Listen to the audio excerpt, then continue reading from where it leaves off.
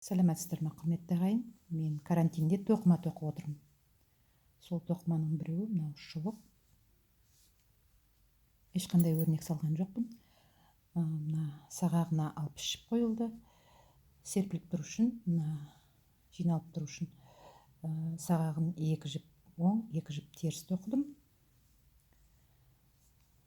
Сағағын біткеннен кейін 8 жіп қостым мына жерге, тобығының үстіне. Сон 8 айналып, 8 жол жүрдім. 8 жолдан кейін өкшесін шығардым. Өкшесінде 33 жіп, екі жақ жанарында 10 жіп, ортасында 13 жіп. Биіктігі 24 жол. Өкшесін бітіргеннен кейін 10 жіп, мына жерде 10 жіп болды, қысқартқанымыз 10 жіп кемітіп өкше шығарғанда. Енді бұл жерден 13 жіп теріп алдым. Сөйтіп, мына белтірін келтірдім.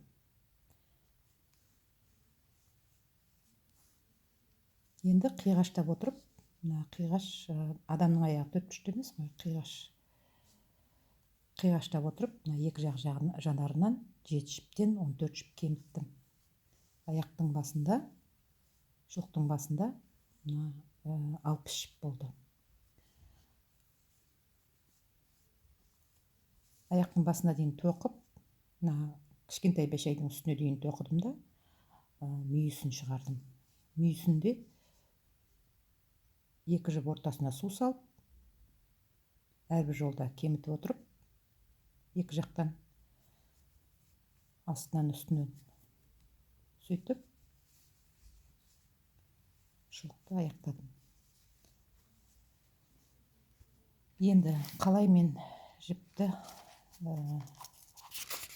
қанша керек, жіпті қанша алғаны туралы айтып өтейін. Міне шұлық үлгі жіптен 1 сантиметрінде ені 2-де 7 жіп болды. 1 сантиметрде. Биіктігі тоқығанда 4 айналым болды.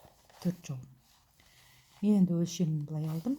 Белтіріне 30 сантиметр, басы 22 сантиметр, және де сағағына 22 сантиметр, барлығы 74 сантиметр.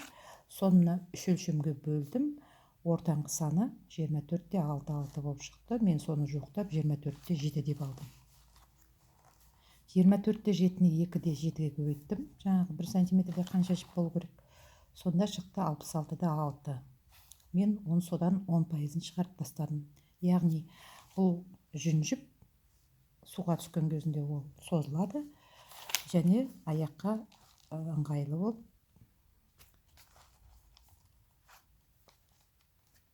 тұру үшін.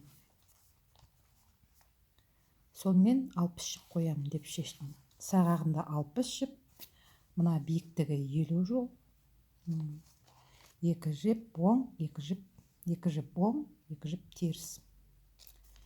Тобығында жаңағыдай 8 жіп қостым. Мынау сағағын тоқып болғаннан кейін оң жаппай жүргіздім да 8 жіп қостым. Келесі бөлімде қанша жіпті қалай алып, қалай тоққанымды көрсетемін.